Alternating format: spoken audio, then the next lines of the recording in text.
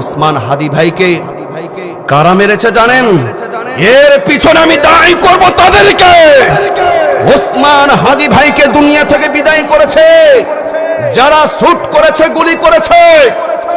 যেই বদমাইশ কুলাঙ্গার ওসমান হাদিকে গুলি করেছে, এই কিন্তু চিহ্নিত একটা সন্ত্রাসী গুন্ডা। কথা বলুন ঠিক না ব্যাঠিক? গত 24 নভেম্বরে এই হাদি ভাইয়ের খুনি যেই গুলি করেছেন সে কিন্তু বিদেশি অস্ত্র সহ অ্যারেস্ট হয়েছিল। 1 বছর না যেতেই তাকে কারা জামিন করলো? তার উকিল কে ছিল? আমার হাদি ভাইকে খুন করার পিছনে তারাই জড়িত আছে। কথা বলুন ঠিক না ব্যাঠিক? আমার ভাইরা পরিষ্কার ভাবে শুনবেন, এর পিছনে তারাই দায়ী। হাদি ভাইয়ের খুনিকে যারা আমার ভাইরা জামিন করিয়েছিল, যারা উকিল ছিল, ওই নেতাদেরকে, ওই উকিলদেরকে অ্যারেস্ট করে আগে রিমান্ডে নিতে হবে। তাহলে হাদি ভাইয়ের খুনি বের হয়ে আসবে। এর পিছনে কারা কারা জড়িত আছে আমরা হাদি ভাইয়ের বিচার চাই। কারা কারা? 2টা হাত আমার আল্লাহকে দেখাও। ওসমান হাদি ভাইকে কারা মেরেছে জানেন? এর পিছনে আমি দায়ী করব তাদেরকে।